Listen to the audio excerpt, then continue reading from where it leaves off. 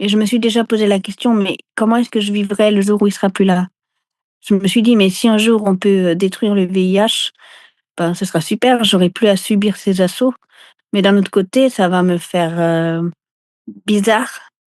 Est-ce que je serai la même sans mon VIH? Mmh. Est-ce que j'ai pas, donné ma raison de vivre de la lutte contre le VIH? Si on détruit le VIH, que Mmh. j'aurai encore une raison de vivre? Alors oui, bien sûr, j'aurai encore des raisons de vivre, mais Ouais. c'est quand on s'habitue, quand on vit avec une maladie toute sa vie, c'est difficile d'imaginer ne plus l'avoir. Ouais.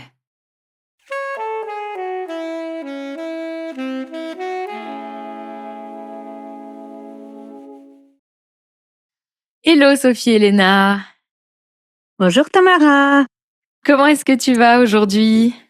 aujourd'hui je vais bien, c'est une bonne journée. Et toi, comment vas-tu, Ah, Tamara? bah, je suis contente de l'entendre. Alors moi, on est vraiment dans tout l'inverse. Si je te dis la vraie vérité, j'ai failli annuler notre entretien ce matin D'accord. parce que j'ai vécu hier un événement qui a fait ressortir tous mes symptômes de stress post-traumatique. Et c'est des choses qui peuvent arriver quand je suis face à la violence masculine. Dans différents événements de la vie. Et puis, j'ai été mise face à ça et ça me créait beaucoup de symptômes comme à la fois une rapidité de pensée, mais un ralentissement dans le langage. Je me sens très en insécurité. Il y a pas mal d'anxiété. Je me sens un peu sous un étau. Enfin, c'est pas du tout confortable. Et j'ai essayé d'accompagner ça au long de cette journée, vraiment, et d'être dans une bienveillance avec mon ressenti. Et puis, ça m'a permis d'être là avec toi presque ce soir. En tout cas, il est 16 heures. Et j'en suis contente. Et je te remercie d'avance pour toute ta compréhension. S'il y a des moments où je perds mes mots, ou voilà, j'ai l'air un petit peu un peu plus fragilisée parce que en dehors de la maladie neurologique ou intestinale ou tout ça, il y a aussi ce syndrome de stress post-traumatique complexe et je navigue aussi avec ça parfois. D'accord, ben, j'accueille ça avec, toute la bienveillance que je peux te donner et vraiment je te remercie pour ta confiance de me confier tout ça. Merci. Sophie Elena, ton histoire à toi, elle commence par un abandon. Alors que ce que l'on peut souhaiter de plus fort à un bébé qui vient au monde, c'est de se sentir aimé et en sécurité. Tu nais dans la Roumanie des années 90, on va même être précise, on va dire en 89, tu es né. Tes parents disparaissent et on te place à l'orphelinat, puis à l'hôpital car tu es atteinte d'une hépatite B. Ta première année de vie se vit sans peau contre peau, sans regard, sans voix. Ton corps minuscule apprend à vivre sans amour, sans aucun contact physique ni chaleureux, entouré de murs blancs. Et puis un jour, une famille suisse décide de t'adopter alors que tout le monde te croit condamné. Tu es censé mourir du VIH que tu as contracté à cause de seringues non désinfectées qui passent d'un bébé à l'autre dans l'hôpital. Et pourtant, tu vis. Mais derrière la vie, il y a aussi cette traversée avec les traitements, les effets secondaires, les moqueries, les regards jugeants, l'incompréhension. Tu traverses aussi l'enfance médicalisée, l'enfance en pédiatrie, où l'on pense à fêter ton anniversaire, au passage brutal à la médecine adulte, où tu n'es qu'une inconnue que l'on vous voit.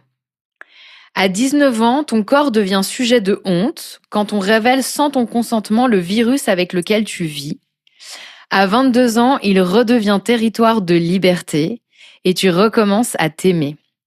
Et puis un jour, tu deviens mère à ton tour. Mais même là, l'hôpital te rappelle que pour être une bonne maman, il faut d'abord être en bonne santé. Tu dis que ta vie est un labyrinthe et qu'au fond, ta survie, c'est d'être adoptée.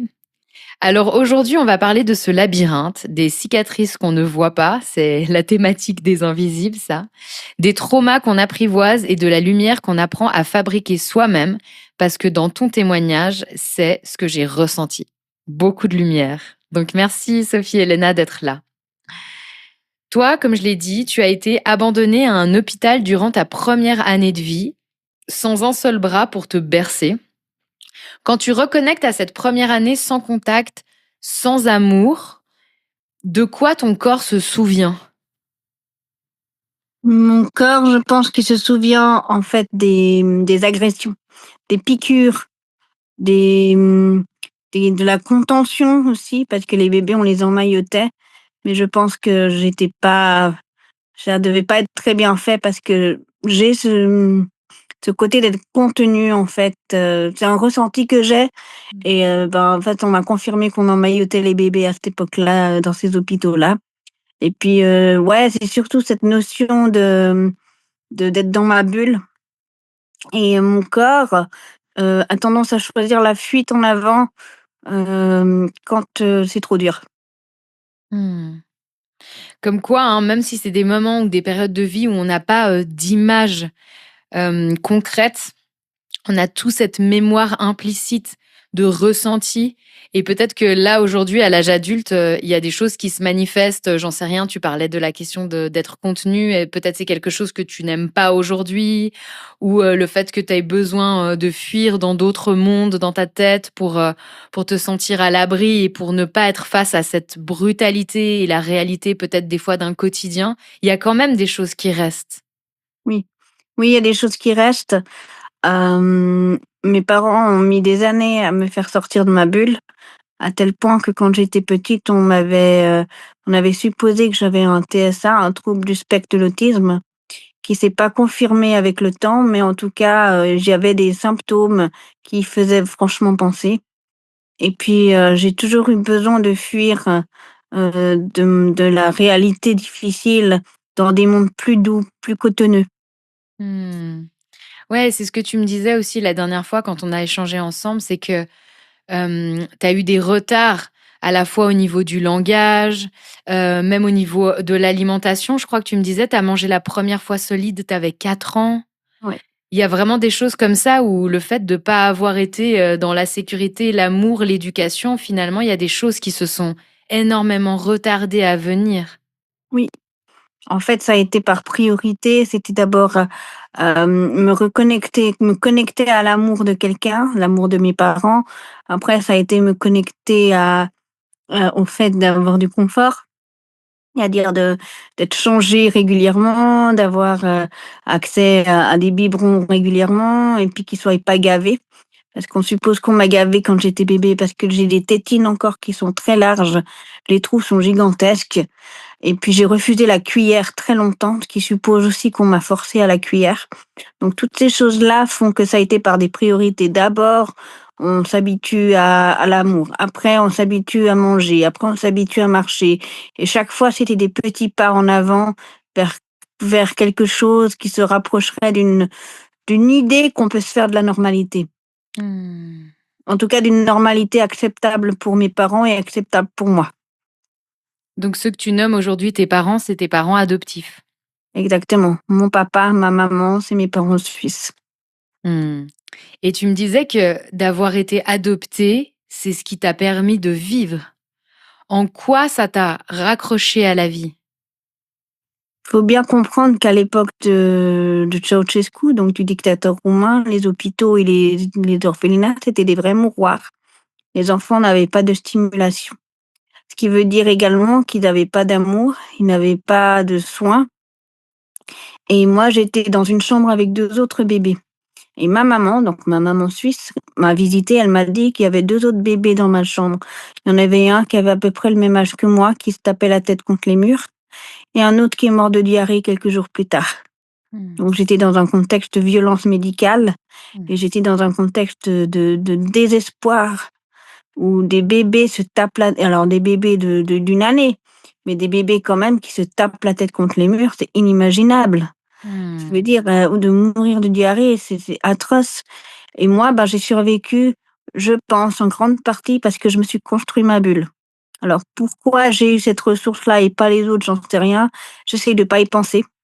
Parce que sinon j'ai la culpabilité du survivant et c'est pas sain et Mmh. ça m'enfonce plus que ça m'élève. Donc j'essaye plutôt de vivre en reconnaissance de ceux qui sont plus là, plutôt que de m'apitoyer sur ma survie. Mmh. Mais c'est vrai que c'est hyper dur à imaginer, toi comme moi, on est maman aussi. de pouvoir imaginer ces scènes ou même des fois d'y être confrontée. En tout cas, moi j'ai pu voir des images d'orphelinats roumains, dans ces périodes avec des centaines d'enfants, qui sont vraiment, laissés là au dépourvu et c'est, on navigue avec l'horreur en fait face à ça, vraiment. Faut bien te dire que quand moi je suis arrivée en Suisse, j'avais à peu près 1 an, je pesais 6 kilos. J'étais une crevette, Mmh. j'étais minuscule, donc je partais pas gagnante. Et tes parents t'ont amenée justement à partir gagnante dans la vie, après cette première année de vie? Oui, ils se sont dit qu'ils allaient me donner tout ce que je n'avais pas eu, de l'amour, de la considération, du respect, et puis des soins. Je me rappelle pas, j'ai pas conscience de ça en tout cas, mais ma maman, la première fois qu'elle a voulu me coiffer, elle m'a carrément coupé les cheveux parce que les nœuds que j'avais étaient tellement forts et tellement puissants que c'était impossible à coiffer. Personne ne s'était occupé de mes cheveux en Roumanie. Mmh. De ma naissance à mon adoption, mes cheveux se sont juste emmêlés Mmh. et j'étais pas des dreads, mais je pense pas très loin. Mmh. Et j'ai encore dans mon album de photos une enveloppe dans laquelle j'ai une touffe de ses cheveux. J'ai mes tétines encore que ma mère a ramenées de Roumanie. J'ai des souvenirs, tangibles qui rend cette époque concrète dans ma tête, mais aussi dans ma réalité de ici, maintenant. Mmh. Il y a un pont qui se fait entre l'époque et maintenant. Ouais, ouais. Ça vient signifier aussi, que ça a existé, en fait. Oui, Mmh. exactement. Et Donc, toi, à 1 an, tu vis à ce moment-là avec à la fois l'hépatite B et le VIH? alors l'hépatite B, elle a été soignée en Roumanie avec des traitements. Donc de ce côté-là, j'avais déjà plus l'hépatite B, à ma connaissance du moins, j'avais déjà plus l'hépatite B quand je suis arrivée en Suisse. En revanche, j'étais bel et bien séropositive. Mmh. Et grandir avec une maladie chronique, c'est aussi grandir avec le regard à la fois médical et parental, constant, inquiet, derrière soi. Comment on se construit son identité et comment se passe l'enfance lorsqu'on est un enfant malade, en fait? Sachant que justement, aussi dans tes premières années de vie, il y avait pas de traitement, pour le VIH. Non, il y avait pas de traitement, j'avais une procédure à suivre qui était de prendre un antibiotique tous les jours pour prévenir les maladies opportunistes et des injections de globules blancs 1 fois par mois. Donc c'était déjà une enfance médicalisée avant les traitements et puis aussi, c'est très dur parce que quand on est parent, ben, on veut le meilleur pour son enfant et en tant qu'enfant, on associe les médecins aux parents. Parce qu'ils nous disent quoi faire, quoi prendre, comment prendre. C'est, mais c'est rassurant. Pour moi, c'était rassurant Mmh. et aussi avec le VIH spécifiquement parce que je suis fille d'infirmière, j'ai été éduquée très tôt à la médicalisation, au fait de prendre des traitements, au fait de bien désinfecter une plaie, au fait de savoir faire un bandage. J'ai eu une éducation médicale très tôt. Mmh. Mais ça veut aussi dire que j'ai perdu mon innocence très tôt aussi. Je savais à quoi servaient les prostituées très tôt. Je savais, qu'est-ce que ça voulait dire faire l'amour. Je savais qu'est-ce que ça voulait dire, mettre un préservatif et quand j'ai eu 7 ans et que ma maman m'a amenée à la conférence internationale de lutte contre le sida, ben, il y avait un bus Stop Sida avec un énorme préservatif gonflé dessus. Ben, j'ai dit à ma mère: «Mais maman, franchement, ils sont pas très discrets». À 7 ans, je savais déjà à quoi ça servait. Ouais. Mon fils, je le préserve de ça pour pas qu'il ait, pour qu'il puisse garder encore son innocence un petit moment. Mmh. Mais j'en veux pas à ma mère parce que ça m'a permis en fait de limiter les risques parce qu'à cette époque-là, une coupure, on savait pas quelles étaient les conséquences, on savait pas comment gérer, la maladie, dans le sens de transmission et bah, je sentais que j'avais cette responsabilité de faire attention. Mmh. Même si personne ne m'a dit: «Fais attention de pas te couper», je savais qu'il y avait un risque si je me coupais, qu'il y ait peut-être une transmission qui pouvait se faire et donc je faisais attention de moi-même. J'ai été éduquée aussi aux médicaments très tôt, donc d'avoir la discipline de prendre les traitements à heure fixe tous les jours, même quand on n'a pas envie, même quand c'est les vacances, même quand c'est le week-end, même quand c'est Noël, et puis de les prendre envers et contre tous. Mmh. Bon, c'est très bien, hein, la maladie n'a pas de vacances, il y a pas de jours fériés reliés à ça et très souvent, j'en parle avec d'autres personnes malades, on a des fois même très peu de repères dans la semaine, à savoir quel jour on est parce que ça change pas forcément grand-chose, dans le sens que notre état est toujours le même ou toujours fluctuant et ce qui va amener des repères dans le temps, c'est souvent la vie extérieure ou quand on a des enfants justement où il y a un planning qui se fait. Mais en effet. Mmh. Ensuite, quand tu es préadolescente, là, il commence à y avoir des traitements, pour le VIH qui sortent, si je me trompe pas, hein? C'était Déjà un petit peu avant, en 96. en 96 J'avais 7 ans à ce moment-là.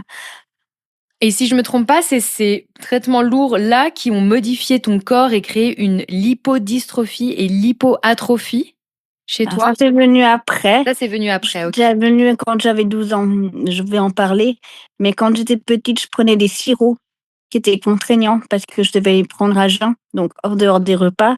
Donc pas de goûter avec les copains, pas de fête d'anniversaire trop souvent parce qu'il fallait préserver les traitements. Et puis sinon, c'était des sirops, amers qui avaient un goût infect que je devais prendre tous les jours. Ma maman, elle me donnait un caramel à chaque fois après pour faire passer le goût, mais ça changeait pas grand-chose. Hem C'était vraiment en fait, ces médicaments, c'était du bricolage.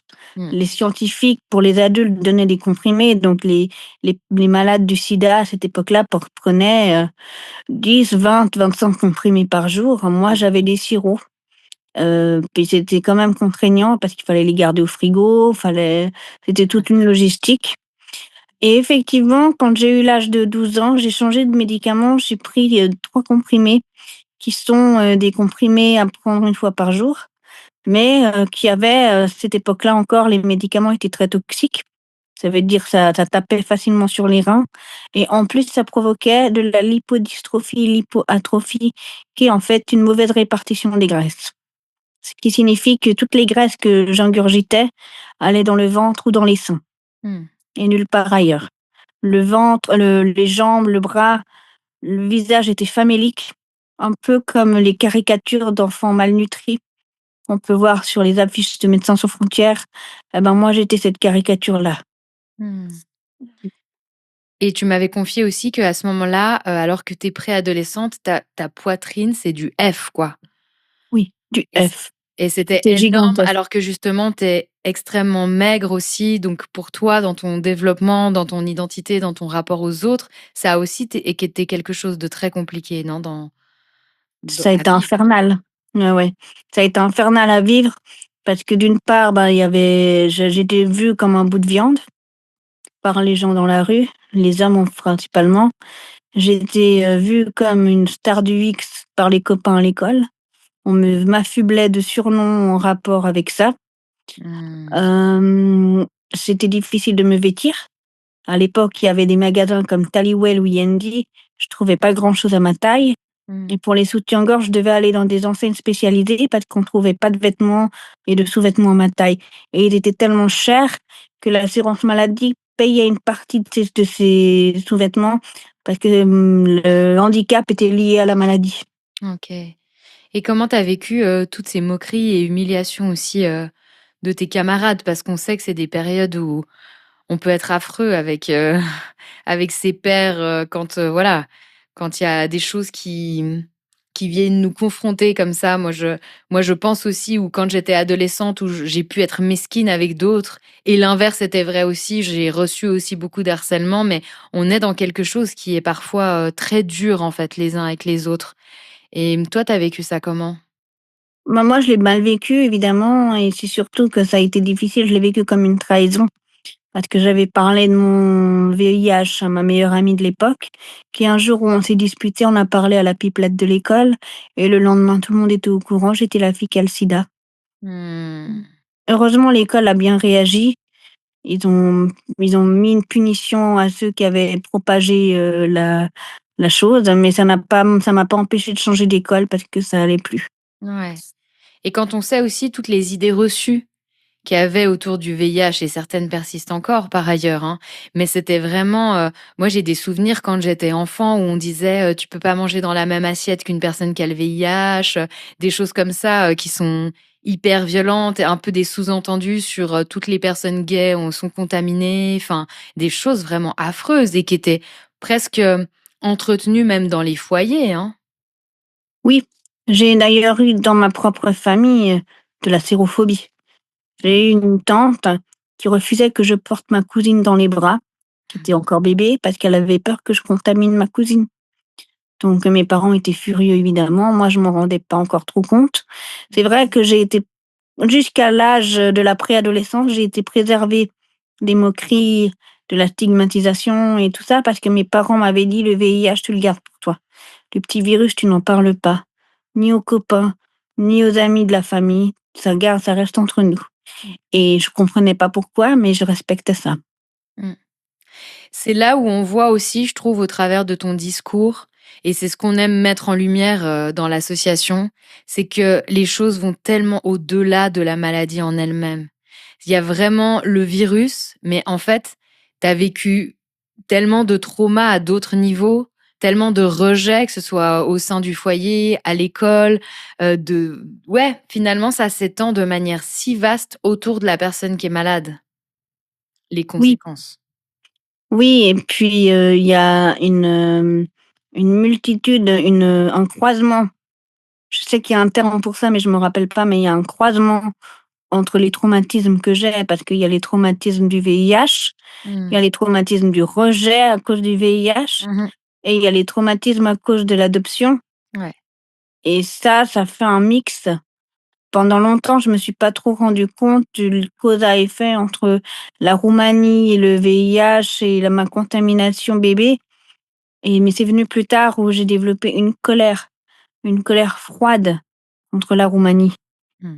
parce que, je l'estimais à ce moment-là de ma vie coupable Mmh. de ma transmission. Mmh. Là où, c'est beaucoup plus subtil que ça. Bien sûr. C'est subtil et en même temps, on voit aussi ce fil finalement de la contamination parce que voilà, il y a de la négligence, il y a de la maltraitance médicale, ensuite, le fait d'être contaminé, bah, il peut y avoir du harcèlement, il y a des traitements qui sont, mal, digérés ou gérés. Enfin, en fait, il y a c'est un effet boule de neige aussi, tout ça. Mmh. On a la maladie à la base, mais ça prend tellement d'espace dans tout, ça touche tous les domaines de la vie. Oui et la maladie, enfin le VIH a en plus la particularité d'être asymptomatique la plupart du temps. Mmh. C'est-à-dire qu'à partir du moment où on est traité, on n'a pas de symptômes. Donc si on décide moi j'ai décidé à cause de cette, poitrine, survolumineuse que j'avais, un jour d'arrêter de prendre mes traitements. Je les prendre un jour sur 2, une fois par semaine, au petit bonheur la chance et puis quand il y avait des contrôles, là, je faisais attention, mais ça servait à rien parce qu'on peut remonter loin dans le temps avec les prises de sang. Ouais. Mais ce que je veux dire par là, c'est surtout que, ça a eu un effet sur le fait que je pouvais pas anticiper le futur. Quand on est adolescent, on n'a pas l'anticipation de ce qui pourrait arriver. On n'a pas les conséquences en tête et le VIH, c'est pas comme, par exemple, le diabète où si tu ne mets pas ton insuline, le lendemain, tu es à l'hôpital. Mais Mmh. moi, si je prends pas mes médicaments aujourd'hui, je le payerai cher, mais seulement dans 1 année, 2 ans. Ouais, donc Donc c'est pas concret et palpable. c'est ça et c'est Alors un que vrai les piège. conséquences qui sont autour de la maladie, comme le fait de se faire humilier, moquer ou de souffrir des effets secondaires, ça, c'est palpable, à la différence de la maladie. Exactement. Et c'est très difficile. Enfin, moi, quand j'étais ado, je me disais: «Mais à quoi ça sert de prendre ces traitements? Ça va pas me guérir, je sens rien» et puis surtout, j'en vois pas le bout. C'est pas comme des antibiotiques que tu prends pendant 2 semaines et après on n'en parle plus. Mmh. Là, c'est toute la vie et toute la vie quand on est ado, c'est vertigineux. Ouais. Tu me disais même qu'il y a eu une période où tu les cachais, non, tes traitements dans tes chaussures ou tes Dans chaussettes? mes choses alors je cachais en fait mes comprimés dans un petit sac plastique que je cachais dans mes chaussettes et un jour ma mère a trouvé un sac genre gros comme ça, rempli de comprimés. Il y en avait pour des milliers de francs de médicaments que j'avais pas pris. Et Mmh. ça aussi, c'est une chose qu'on se rend pas compte. Mais en Suisse, on a de la chance d'avoir des traitements, mais ces traitements sont très chers. Ouais. et je n'avais pas conscience de la valeur de mon traitement non plus à ce moment-là. Je parle pas seulement de la valeur médicale, mais aussi de la valeur monétaire. Et c'est vrai que quand ma mère a trouvé ces comprimés, elle m'a dit: «Mais tu sais, ces médicaments, très chers, tu dois en prendre soin». Alors oui, sur le papier, c'est bien joli, mais dans les faits, j'étais pas prête à faire ce pas-là. Mmh. J'étais pas prête à considérer la valeur de mes traitements à ce moment-là, parce Mmh que mh. j'étais trop en colère.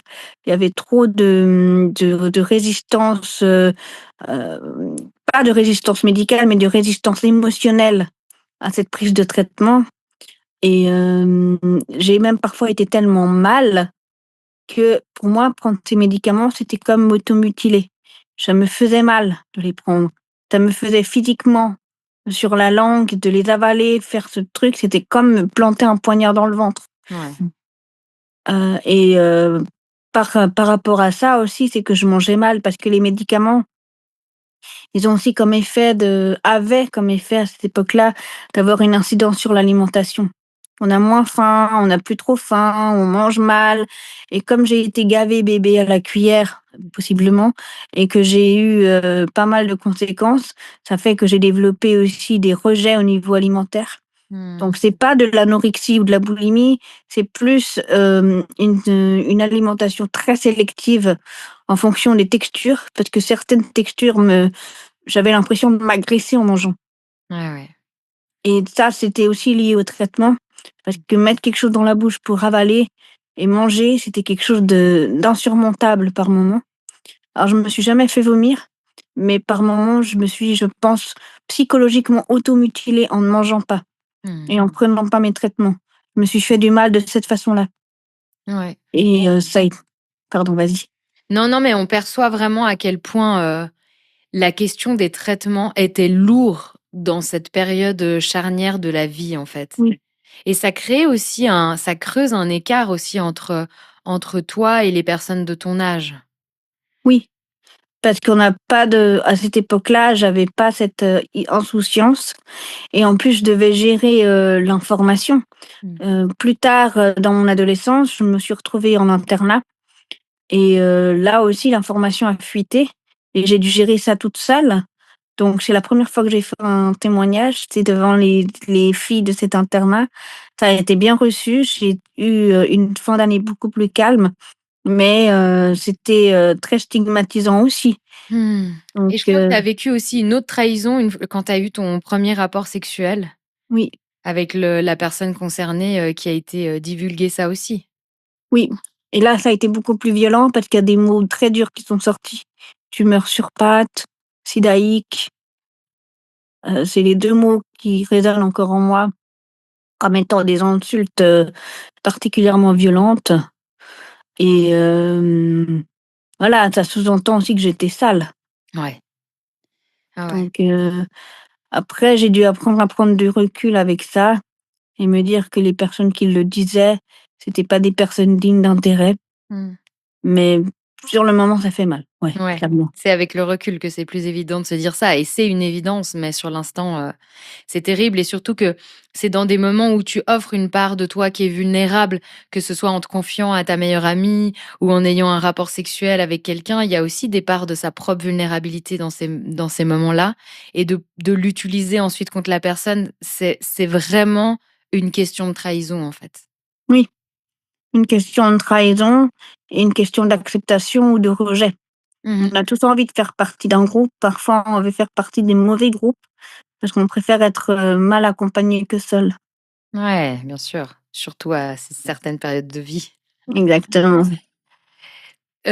Toi, tu as connu du coup la médecine pédiatrique qui était plus douce, plus familière, comme je le disais en introduction, hein, on fêtait ton anniversaire, on te tutoyait et ensuite tu es passée à la médecine adulte, bien plus distante, bien plus froide, où on te vouvoie, où tu es plus seule et anonyme finalement dans la Mmh, prise en charge. Comment c'était pour toi ce passage-là? très dur. Ça a été très dur parce que j'ai pas été préparée. Pendant des années, j'avais vraiment justement ce côté très familial, on me tutoyait, nom, prénom était inscrit sur mon dossier, j'avais toujours les mêmes infirmières, on fêtait Noël, les anniversaires, c'était très familial. et du jour au lendemain, je me retrouve à 16 ans. Normalement, c'est 15 ans, mais ils m'ont gardé 1 année de plus, mais ils m'ont pas préparée pour autant. J'ai été Mince. catapultée chez les adultes et Mmh. là, c'est un tout autre monde. C'est effectivement on est en numéro, Mmh. les et comme c'est, le CHUV, c'est universitaire, donc il y a un turnover de fou dans les médecins, ça change tous les 6 mois. Et ça a été, très, très, très difficile.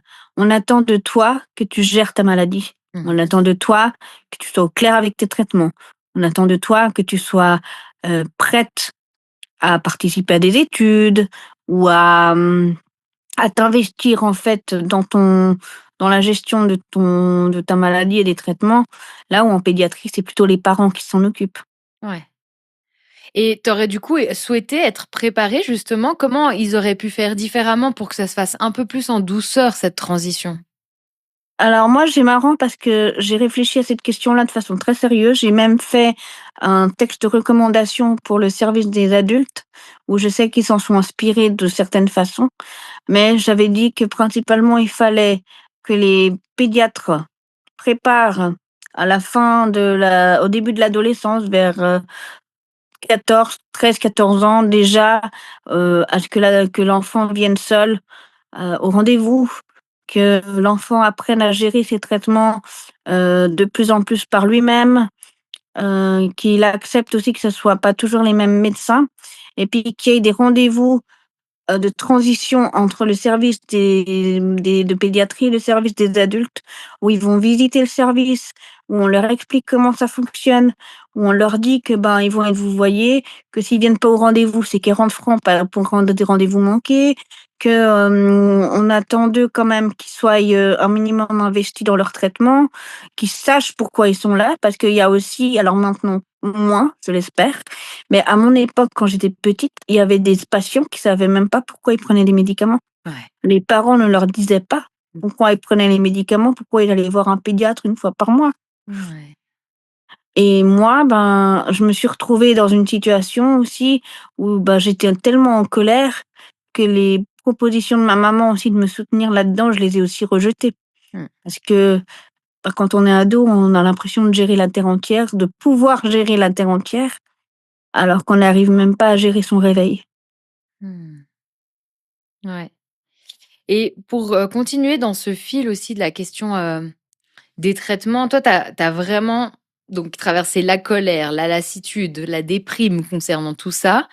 Qu'est-ce qui, à un moment donné, t'a fait, reprendre tes traitements avec assiduité? J'ai l'impression qu'il y a eu plusieurs déclics chez toi où tu t'es dit: «Non, mais maintenant, faut que je prenne ces traitements-là». Bah, en fait, ça a commencé déjà dans la contrainte, c'est-à-dire que j'avais 19, entre 19 et 21 ans, je dirais 20 ans. Je suis plus exactement sûre de l'année, mais voilà. Par contre, ce que je sais, c'est qu'un jour, mon infectiologue m'a appelée. Elle m'a dit: «Madame, vous prenez tellement mal vos traitements, c'était terrible parce que le VIH, il va vous traquer, il va vous tuer, c'est un serial killer. Désormais, vous allez aller tous les jours à la pharmacie pour prendre les médicaments devant un pharmacien qui ferait une petite coche que vous les avez bien pris, tous les jours». J'avais une dose de réserve pour le dimanche. Donc même le samedi matin, je devais aller et c'était très contraignant. Au début, j'y allais le moins possible et progressivement, j'ai dû apprendre, en fait, à cohabiter avec mes médicaments. Hem et puis la première fois que j'ai été à la pharmacie, j'ai mis 2 heures pour prendre mes médicaments avec du coca. J'avais une dizaine de comprimés. Parce que oui, ce qu'on n'a pas dit, c'est qu'à force de mal prendre mes traitements toute mon adolescence, j'ai développé des résistances médicamenteuses. Mmh. Qui veut dire que les traitements ne fonctionnaient pas et il fallait en changer. Donc quand on a changé 5-6 fois de traitement, ben, au bout d'un moment, il reste plus rien. C'est pour ça qu'elle m'a contraint à la pharmacie et ça a été la première étape. Quelques années, 1 année ou 2 plus tard, elle est partie et c'est un autre médecin qui l'a remplacée et ce médecin, lui, il a dit: «On va garder ce rythme-là de prise à la pharmacie, mais on va aussi passer un contrat». Faut savoir qu'en 2008, il y a eu une grande révolution dans la recherche sur le VIH. Mmh. Les chercheurs ont découvert, c'est un médecin suisse, Bernard Hirschel, qui a découvert avec ses équipes qu'une patiente ou un patient séropositif qui a une virémie, une charge virale indétectable, c'est-à-dire moins de 20 copies par millilitre de sang, ne transmet pas le virus, même en cas de rapport sexuel à risque. Ça a pas fait beaucoup d'écho chez moi sur le moment Mais par contre, mon médecin qui avait remplacé cette dame m'a dit: «Ben, si, vous êtes indétectable pendant plus de 6 mois, au bout de 6 mois, vous aurez une réduction mammaire».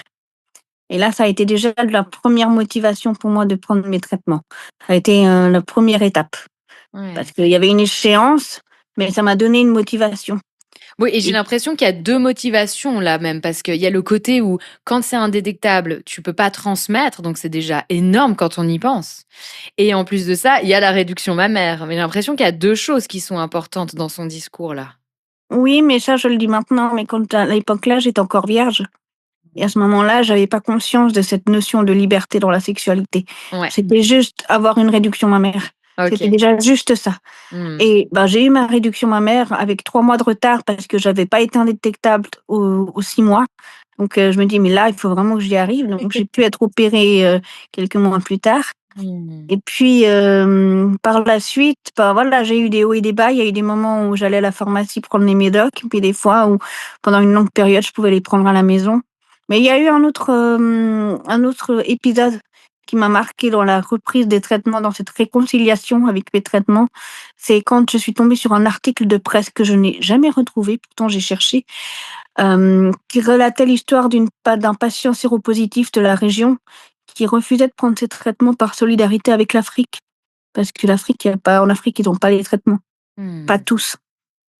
Et moi, bah, j'avais trouvé cette démarche incongrue et je m'étais dit que j'allais plutôt faire un devoir de mémoire et prendre ces traitements par solidarité avec ceux qui sont plus là. Ceux Mmh. qui voudraient en bénéficier, ne pas le faire pour moi, parce que c'était trop dur de le faire pour moi, mais que je pouvais le faire pour les autres. Et c'est une des grandes étapes où, ben, il y avait ça, il y avait aussi, des nouvelles dans les journaux parfois où on parlait de sérocontaminateurs. Donc ces fameux séropositifs qui sont des dangers dans la mesure où ils voulaient contaminer. Le problème, c'est que toutes les mythes se sont construits sur ces cas-là, mais moi, j'avais pas envie d'être ces personnes-là. Je voulais pas être un danger pour les autres. Je voulais pas avoir, ce pouvoir de vie ou de mort sur quelqu'un. Mmh. Parce qu'à cette époque-là, alors c'était tout neuf, hein, cette histoire d'indétectabilité. Et puis j'étais pas toujours indétectable, je l'ai été définitivement en 2013. Mais Mmh. jusqu'à cette époque-là, je pouvais me dire: «Mais en fait, si je veux pourrir la vie de quelqu'un, j'ai ce pouvoir-là». Ouais, Et c'est très lourd à porter. Parce que ouais. non seulement on porte la peur de l'autre, on porte une image de soi qui est parfaitement affreuse, mais en plus, on se dit qu'on a un pouvoir de super méchant qui est de détruire la vie de quelqu'un. Mmh. Maintenant, ça fait plus trop sens de le dire à notre époque, mais à cette époque-là, dans ce contexte-là, c'était ça. Oui, puis finalement, il y a pas que la mort, mais on l'a vu, il y a aussi tous les contours de la maladie qui sont dans tous les C'est ça. cas, s pas agréables du tout. Donc, il y a quand même un pouvoir sur la vie de l'autre, même si c'est pas, la mort. Oui et puis, voilà, c'est de pouvoir pourrir la vie de la personne Mmh. avec des traitements à prendre à vie, avec du rejet, avec, non, j'avais pas envie d'être ça. Donc aujourd'hui, le VIH, il est indétectable chez toi, Oui, donc tu ne peux pas le transmettre. non, Comment c'est pour toi aujourd'hui, qui a du coup des rapports sexuels? Qu'est-ce que c'est aujourd'hui de te dire ça? mais c'est une grande victoire. C'est extrêmement agréable pour moi d'avoir des relations sexuelles, épanouies, où le virus n'a pas sa place. C'est une grande victoire, Mmh. c'est quelque chose où je me dis: «Mais c'est quelque chose que personne n'aurait pu envisager il y a pas si longtemps que ça», parce que 2012 pardon, c'est pas si vieux. Moi, ça me paraît pas si vieux que ça. Hem Après, j'ai eu des moments où voilà, avant 2013, j'avais des moments où ça fluctuait la virémie et parfois les rapports étaient un peu, pour moi, un peu difficiles parce que je me disais: «Et si j'étais, pas indétectable?» Mmh. Et puis il y a aussi le truc, c'est qu'à ce moment-là, quand j'étais pas toujours indétectable, j'avais tendance à me douter des pratiques. Et si je fais ça, est-ce qu'il y a un risque? Et si je fais ça? Et en fait, mon infirmière psychosociale me disait: «Mais en fait, vous êtes surinformée, mais vous êtes tellement informée que des fois, des choses très simples, ça se brouille» Mmh. et heu et voilà, en fait. Et dans toute, cette histoire, tu as souhaité aussi avoir un enfant? Oui. Comment ça a été pour toi, parce que tu étais du coup déjà malade, de projeter une maternité dans cette condition-là? En fait, ça a été assez simple. À partir de 2013, j'étais avec une virémie indétectable. Donc, quand on a décidé d'avoir un enfant avec mon conjoint, j'ai simplement informé mon infectiologue. Elle m'a confirmé que je faisais ce que je voulais parce que ma virémie était indétectable et je suis tombée enceinte quelques mois plus tard. Par contre, ce qui a vraiment changé, c'est que jusqu'alors, on utilisait le préservatif pour pas que je tombe enceinte parce qu'avec les médicaments que je prends, la contraception était contre-indiquée. Mmh. Et les rares que j'ai pu essayer, je les ai pas supportés. Donc finalement, j'avais une sexualité plus ou moins libre, mais dès l'instant où on a décidé ensemble d'avoir un enfant, alors là, je me suis vraiment sentie libre. Ah super. Et là vraiment, ça a été incroyable toute cette période et la grossesse s'est très bien passée. Alors comme j'avais des troubles du rythme cardiaque, j'ai eu, des contrôles mensuels avec un cardio-halter, c'est un petit appareil avec des fils qu'on met sur le corps. 24 heures avec ça, une fois par mois, c'était un peu chiant. Mais le VIH n'a pas eu son mot à dire. Mmh. N'a pas eu son mot à dire et je me rappelle une fois, quand j'ai su que j'étais enceinte, qu'on a passé les 3 mois et qu'on a annoncé publiquement que j'étais enceinte, je me suis fait un plaisir d'écrire un post, sur Facebook et de m'adresser au virus et de dire: «Maintenant, c'est moi qui décide et puis toi, tu as pas gagné». Ouais, Et ouais. en plus, j'ai appris de mon infectiologue, à la fin de ma grossesse que j'allais pouvoir allaiter. Mmh. C'est-à-dire que, jusqu'alors, on disait aux mères séropositives de pas allaiter. Mmh. Parce qu'il y avait trop de risques, soit de transmission, soit d'atteinte rénale à cause des reins du bébé, pour les reins du bébé à cause des médicaments. À partir de 2018, le consensus a changé et en fait, c'était de dire, bah, c'est au cas par cas. C'est-à-dire que la mère peut allaiter si l'infectiologue est d'accord et si elle est dans un contexte qui lui permet l'allaitement de façon sereine. Mmh. Parce qu'une mère qui vit dans un contexte hostile, où elle doit se cacher, devoir allaiter en plus de prendre des médicaments, c'est trop compliqué. Mmh. C'est l'exemple qu'on m'a donné en tout cas. Ouais, ouais. C'est intéressant, ce que tu as écrit, je trouve, sur Facebook, c'est ça? Où tu t'adresses au Mmh. virus, une fois que tu es enceinte.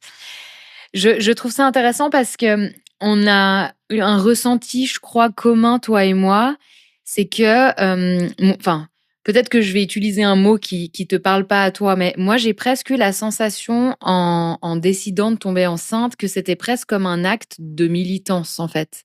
Parce que, je pouvais me réapproprier mon corps qui ce qui dernièrement, en fait, ces dernières années, appartenait presque plus au monde médical qu'à moi. J'étais un peu la chose où on va aller toujours checker ce qui se passe, faire des diagnostics, récupérer des données, des analyses et tout d'un coup, j'étais là: «Non mais en fait, là, c'est moi qui décide de ce que je fais de mon corps» et je le voyais presque comme un acte de militance et voilà, cette réappropriation, du corps pour moi, a été vraiment, quelque chose de beau, en fait, de pouvoir décider de ça.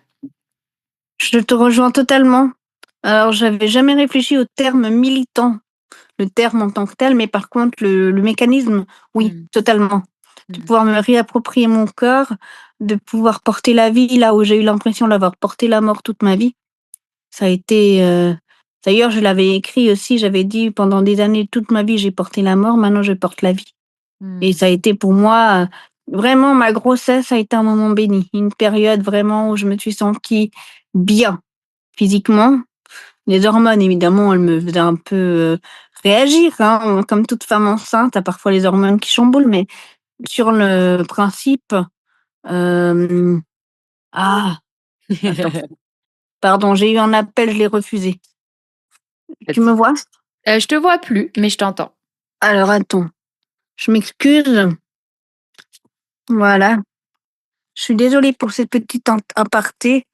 Il y a aucun problème. Essaye juste de pas éteindre voilà, parfait, Ah, super. ils sont éteints automatiquement. Ouais, ouais, non, mais parfait, mais de pas éteindre la conversation, je veux dire. Désolée. Voilà, donc je disais, j'avais même écrit, bah, j'ai porté la vie et j'ai porté la mort toute ma vie et maintenant je porte la vie. Ça m'a vraiment, vraiment, vraiment fait plaisir. Mmh. Et donc, tu étais dans une période qui était plutôt chouette.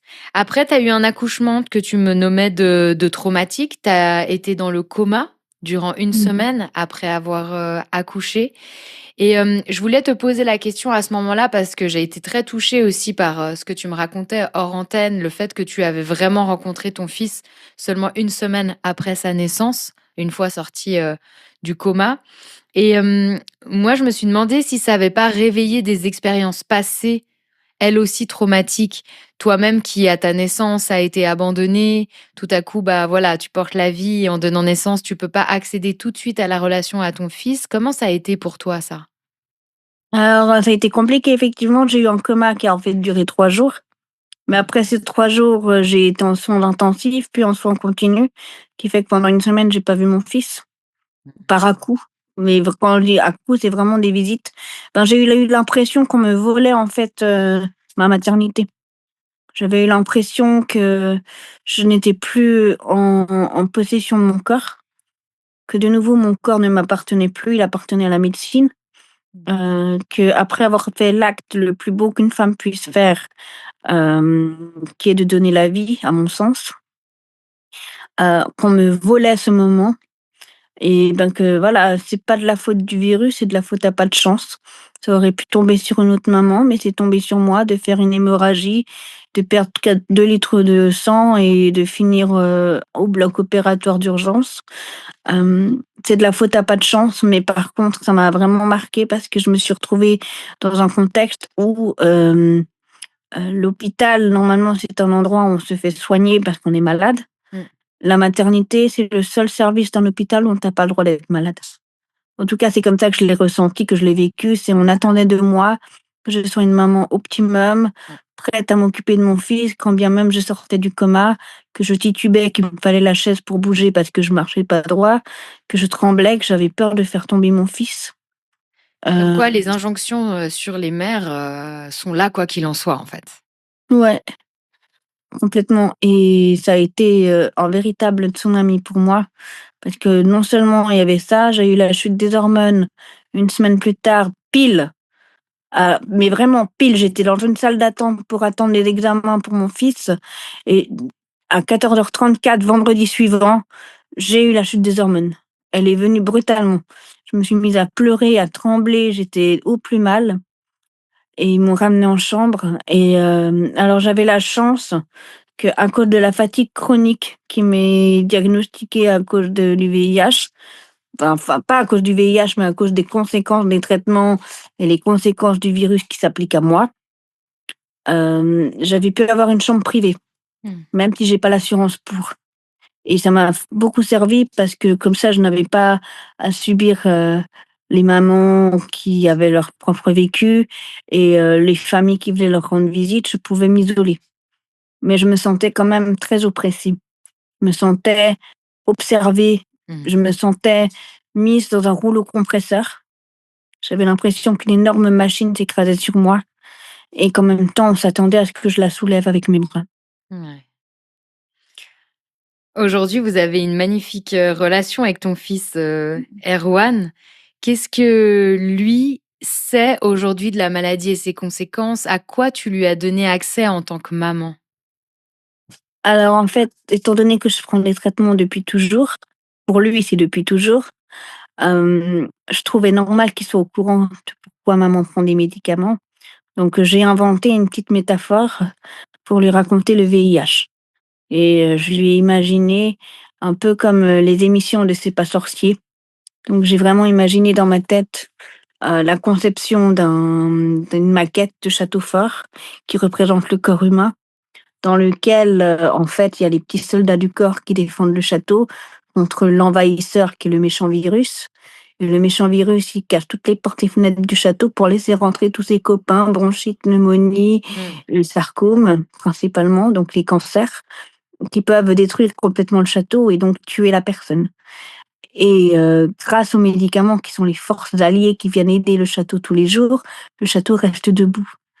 Et pourquoi le petit virus n'est pas destructible? Parce que des fois, il va se cacher dans les passages secrets du corps qui sont les réservoirs et à cause de ça, les médicaments, donc les forces alliées n'ont pas accès à ces réservoirs, passage secret et tant que les médicaments viennent tous les jours, le virus il est détruit, mais il peut pas disparaître, mais il peut au moins être, pas embêtant. Mmh. Ça, c'est la métaphore que j'ai imaginée pour mon fils et je lui ai raconté ça plusieurs fois quand il était petit et un jour, il avait 5 ans, il me fait: «Maman, tes médicaments, ils font quoi dans ton corps?» Je lui dis: «Ben, écoute, ça me permet d'être en forme pour jouer avec toi». Il me fait: «Non, ça fait quoi dans ton corps? Ça tue le méchant virus?» Je lui dis: «Ben, tu veux de la biologie? OK, on va trouver une vidéo sur YouTube qui explique ça».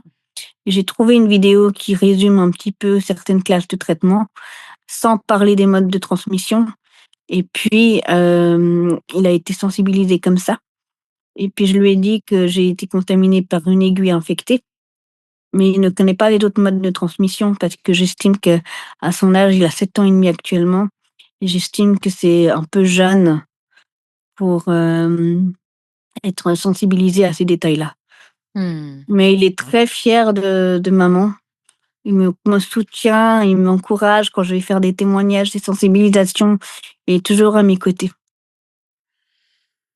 Et toi qui es aujourd'hui, maman, si tu pouvais, parler à la petite fille dans l'hôpital roumain, que tu pouvais, lui apporter un geste ou une parole ou un regard, qu'est-ce que tu lui transmettrais? Je te pose la question parce que je vois que c'est tellement joli comme tu es dans la transmission avec ton fils.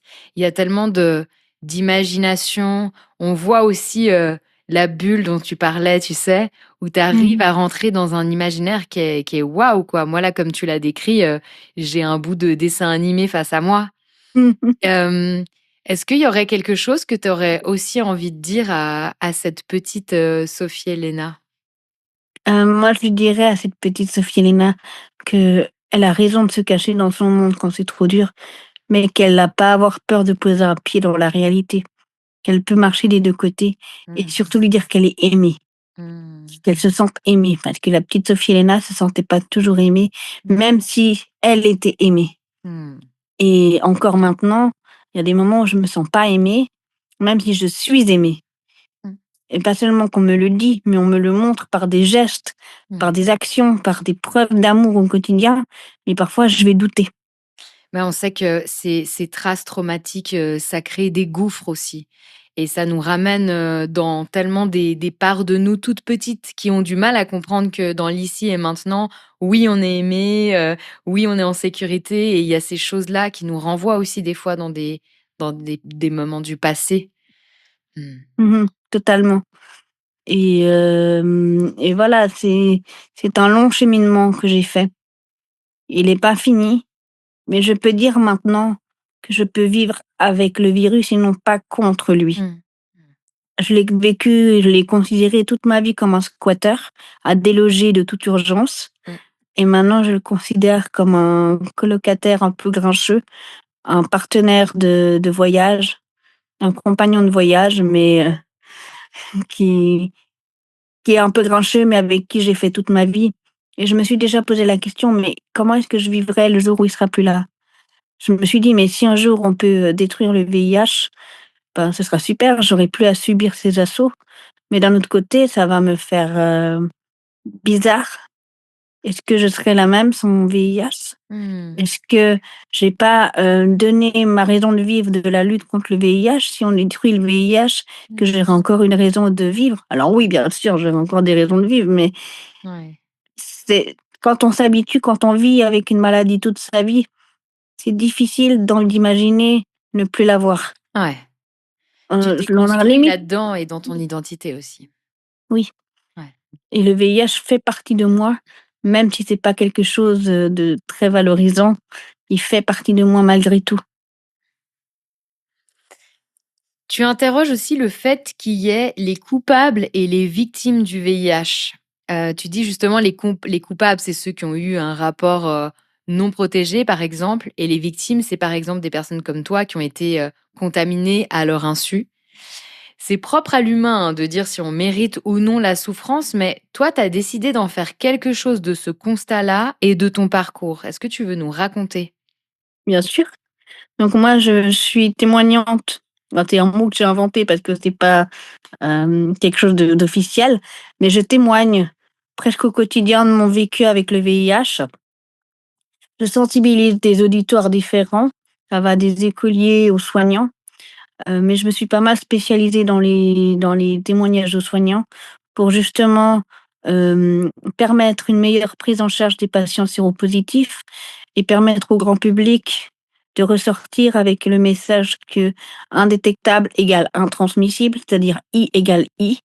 C'est vraiment quelque chose que je martèle parce que c'est tellement important Mmh. et puis, de pouvoir donner un sens, en fait, à tout ce que j'ai vécu, c'est de pouvoir transmettre cette information et comme justement j'ai un mode de transmission atypique pour nos contrées, ça permet en fait à des gens qui seraient pas forcément sensibles aux messages de prévention classiques de se poser la question mais, au final, ça peut arriver à tout le monde.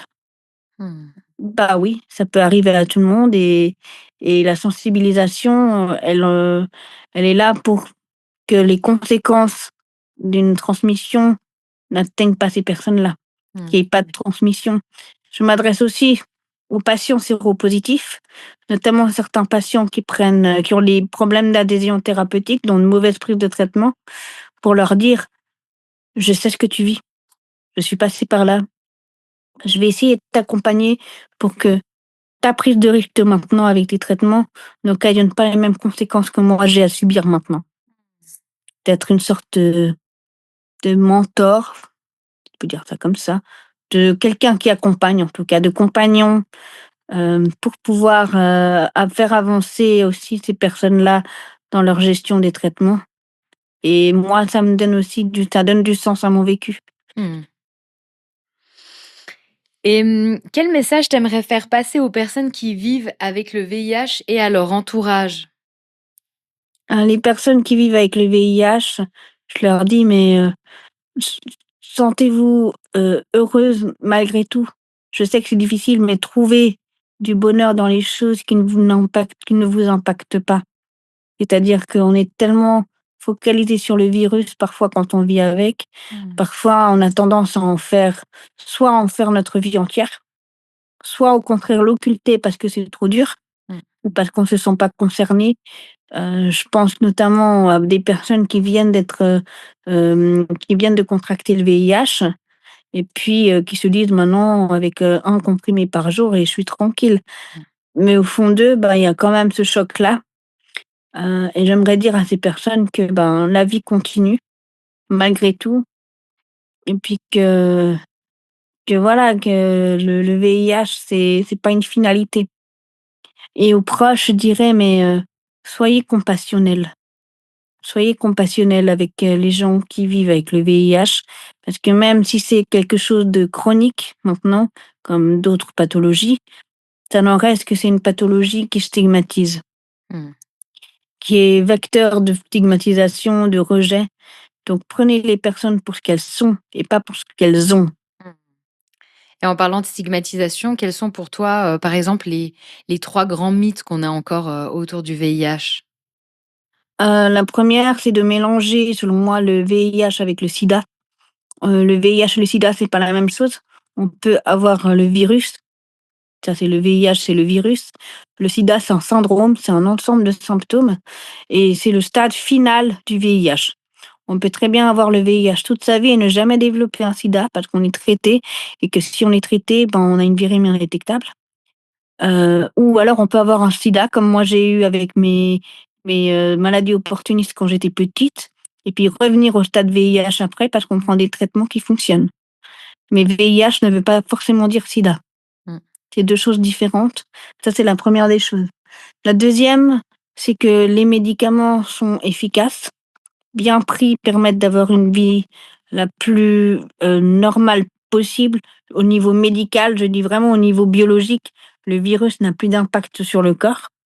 Après, ben, voilà, on a évidemment tous nos ressentis, nos vécus qui rendent la chose plus compliquée. Mais au niveau du biologique, le virus, il est contenu. Et ça, c'est une vérité. Bien prendre ses traitements, plutôt que de croire des charlatans qui voudraient, vous vendre des produits miracles qui marchent pas, parce que ça, c'est quelque chose que j'entends encore souvent. Et puis aux personnes qui ne sont pas séropositives, qui ne connaissent pas forcément grand-chose, leur dire que, ben, si le VIH, c'est une vérité, c'est une réalité, c'est un virus qui existe vraiment, pour lequel il y a pas de guérison et que donc le meilleur moyen d'éviter, d'attraper le VIH, c'est déjà de se dépister régulièrement et puis, il y a la PrEP, qui est le traitement de prophylaxie qu'on peut prendre pour avoir des rapports sexuels non protégés. Mais par contre, ça ne protège que du VIH. Donc, moi, dans l'absolu, mettez le préservatif quand même pour être protégé de la syphilis, de la gonorrhée et des autres pathologies, sexuelles. Mmh. Mais le virus en lui-même, c'est pas celui qui tue. Ce qui tue, c'est le rejet. Mmh. Est-ce que Sophie Elena, tu aimerais rajouter quelque chose avant la dernière question de fin? Pour moi, c'est tout bon. Je voulais juste rajouter que indétectable égale intransmissible. C'est vraiment quelque chose qui doit rentrer dans les têtes des gens. Ouais, ouais, ouais. Et du coup, je vais venir t'embêter. Ça, c'est à 100% sûr. Oui, 100 sûr. OK. Indétectable égale intransmissible, c'est une vérité scientifique, c'est quelque chose qui est reconnu dans tous les pays occidentaux. Ouais. Quand bien même certains pays, limitent encore les voyages des personnes séropositives. Oui, parce qu'il y a des pays dans lesquels je n'ai pas le droit d'aller, mais la plupart des pays occidentaux, se sont rangés à cette réalité-là et oui, indétectable égale intransmissible si tu es traité et que tu prends ton traitement correctement. Tu as une virémie indétectable et donc tu ne transmets pas le virus. Point. C'est magnifique. Point. Je voulais l'entendre jusqu'au bout. Quel super pouvoir la maladie invisible t'a apporté? La résilience. Pendant longtemps, j'ai douté, j'ai eu le syndrome de l'imposteur. Je me disais: «Mais, en fait, je devrais pas être, orgueilleuse ou quoi» et en fait, plus ça va, plus je m'assume dans le fait que j'arrive à rebondir, que ça m'a donné une, élasticité émotionnelle et une élasticité, mentale pour absorber les chocs de la vie et que, ben, c'est devenu un super pouvoir Mmh. qui peut être un peu traître parfois, parce que ça peut me demander pas mal de ressources, mais qui me permet en fait d'avancer malgré tout. Mmh. Merci beaucoup Sophie Elena pour ton partage. Merci Tamara de m'avoir, invitée.